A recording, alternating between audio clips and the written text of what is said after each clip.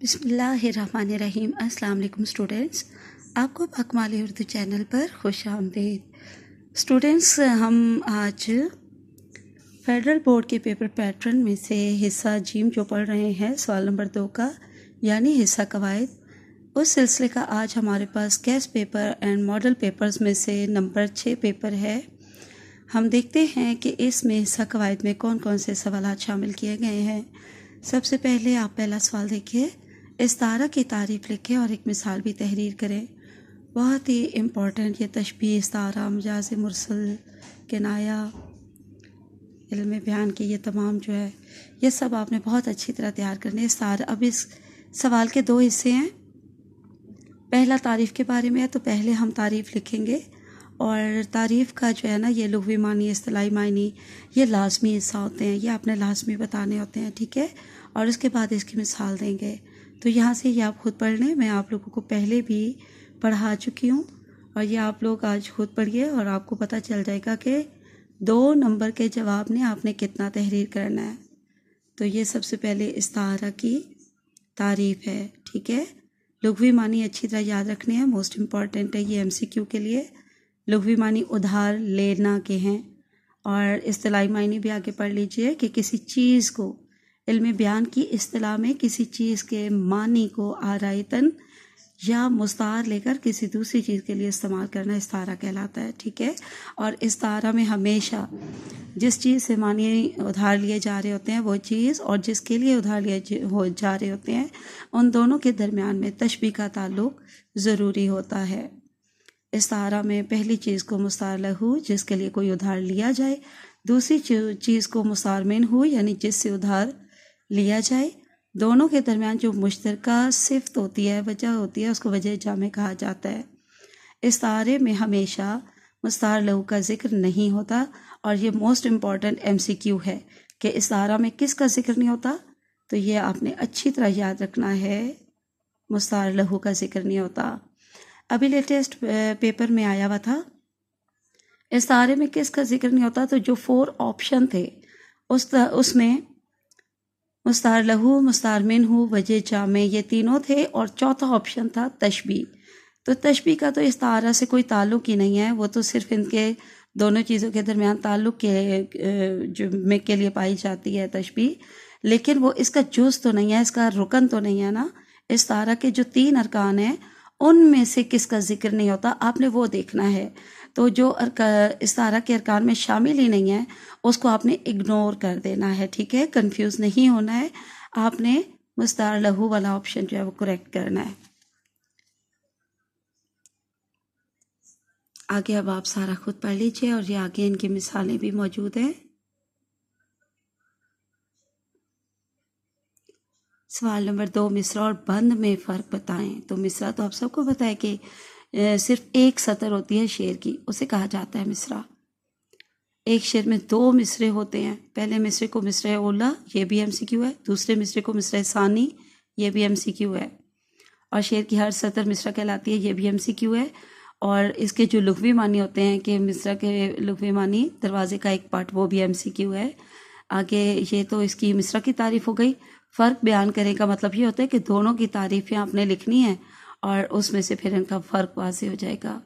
اب پھر بند کی ہیڈنگ کے ساتھ اس کی تعریف، 2 اشعار کا مجموعہ ایک بند ہوتا ہے، یعنی ٹوٹل وہ 4 مصرعے ہو جاتے ہیں، ٹھیک ہے۔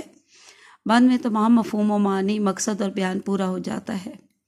سوال نمبر 3 دیکھیے، کنایہ کی تعریف لکھیں، بہت ہی امپورٹنٹ ٹاپک ہے، اور چند مثالیں دیں۔ 2 حصے ہو گئے سوال کے، تو پہلا حصہ آپ نے پہلے لکھنا ہے، کنایہ کی مین ہیڈنگ، اس کے بعد آپ نے ذیلی ہیڈنگ تعریف کی بھی دینی ہے، پھر آپ نے یہ تعریف لکھنی ہے۔ اس میں بھی یہ سارے موسٹ امپورٹنٹ اس کے MCQs ہیں۔ لغوی معنی، چھپی ہوئی بات، تو اگر یہ بات آ جائے کہ پوشیدہ بات، یا پھر وہ بھی یہی ہے، لیکن اگر آ جائے اشاروں میں بات، تو وہ نہیں آپ نے کریکٹ کرنا، آپ نے چھپی ہوئی بات یا پوشیدہ بات کو کریکٹ کرنا ہے، ٹھیک ہے۔ اس کے علاوہ آگے اصطلاحی معنی اور آگے تعریف وغیرہ ضرور دیکھیے۔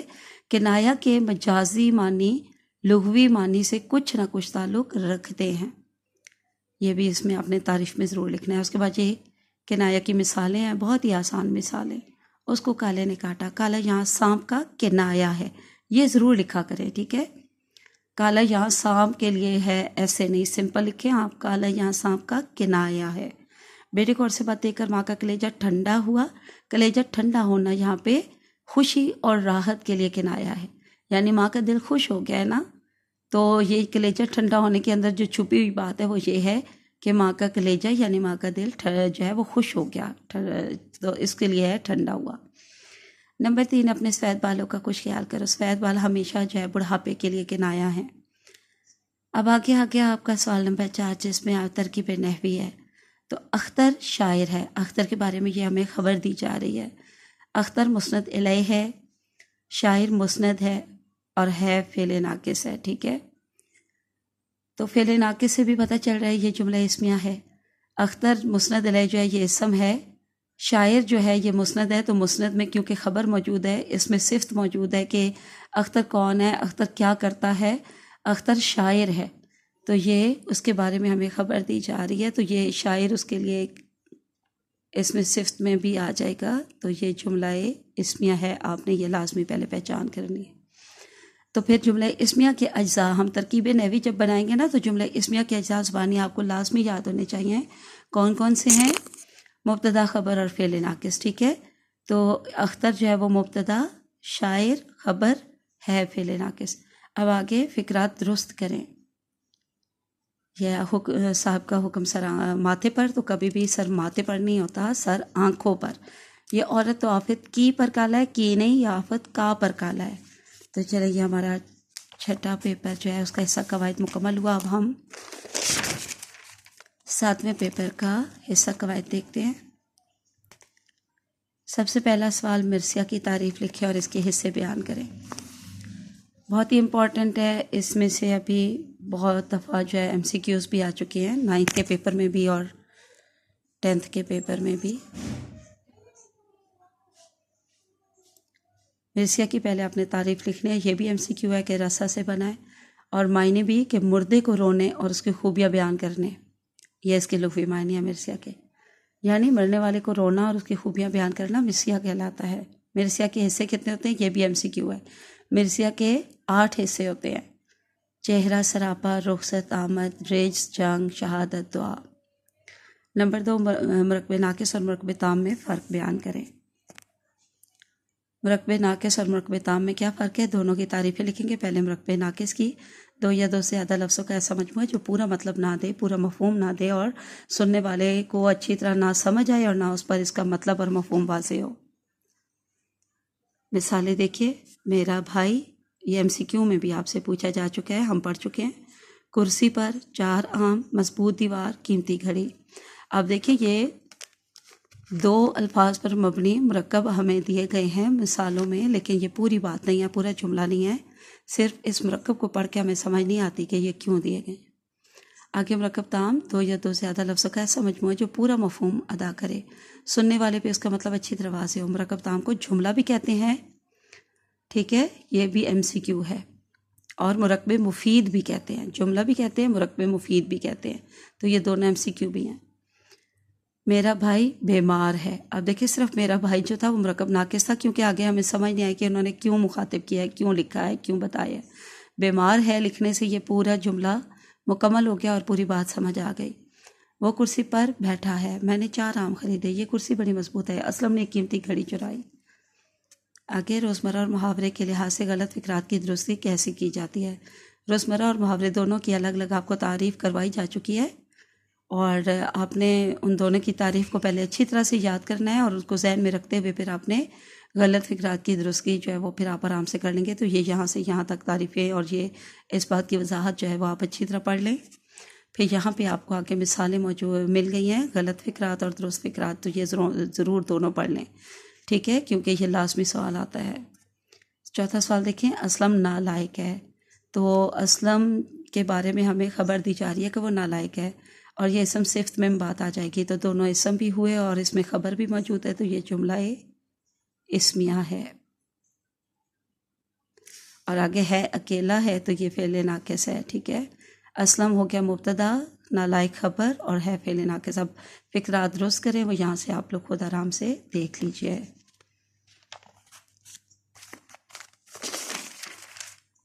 اب ہمارے پاس ہے جی 8ویں پیپر کے حصہ قواعد کو ہم دیکھ لیتے ہیں۔ پہلا سوال ہے ردیف کی تعریف لکھے، چند مثالیں دیں۔ ردیف کی تعریف بہت اچھی طرح آنی چاہیے۔ ردیف، قافیہ، مطلع، مقطع بھی بہت ہی امپورٹنٹ ٹاپکس ہیں۔ ردیف کی تعریف اچھی طرح پڑھیں، اس میں لغوی معنی بھی MCQ ہیں، آگے بھی اس کو پڑھ لیجئے کہ یہ کس کے بعد آتے ہیں۔ یہ قافیہ کے بعد آتے ہیں اور ہمیشہ شعر کے آخر میں آتے ہیں، اور یہ بالکل ایک جیسے الفاظ ہوتے ہیں جو کہ بار بار دہرائے جاتے ہیں، ٹھیک ہے، ان میں کبھی تبدیلی نہیں آتی۔ آگے یہاں ردیف کی مثالیں بھی موجود ہیں۔ اس کے بعد آپ دیکھیے حمد اور نعت میں کیا فرق ہے۔ تو آپ نے حمد کی بھی اچھی طرح تعریف لکھنی ہے، آپ کو پتہ ہے، اور اس میں اللہ تعالیٰ کی تعریف کی جاتی ہے۔ ایسی نظم ہوتی ہے جس میں اللہ تعالیٰ کی تعریف و توصیف خوبیاں بیان کی جائیں، اور نعت جو ہے وہ ایسی نظم ہوتی ہے جس میں پیغمبر اسلام حضرت محمد مصطفیٰ صلی اللہ علیہ وسلم کی تعریفیں اور خوبیاں بیان کی جاتی ہیں، ٹھیک ہے۔ سادہ سی بات میں نے بتا دی، اور یہ دونوں حروف دونوں جو ہے نا، حمد اور نعت، یہ عربی زبان کے الفاظ ہیں، تو یہ کیا ہے، یہ MCQs ہیں۔ آگے ڈرامہ کی تعریف بیان کریں، تو ڈرامہ کی تعریف یہاں موجود ہے، اور میں پہلے بھی آپ کو کروا چکی ہوں، اس کے نوٹس بھی آپ کو گرامر کی پلے لسٹ میں مل جائیں گے۔ اس کے بعد آگے دیکھیے لکڑی مضبوط ہے۔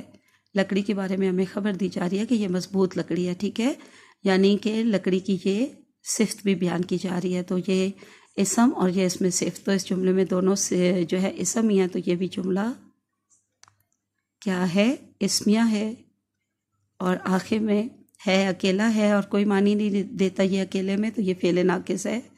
لکڑی مبتدا، مضبوط خبر، اور ہے فعل ناقص۔ اس کے بعد سوال نمبر 5 ہے فقرات کو درست کریں، تو یہ آپ یہاں سے اچھی طرح دیکھ لیں۔ چلیں آج کے لیے ابھی کے لیے اتنا ہی کافی ہے۔ اللہ حافظ اینڈ فی امان اللہ۔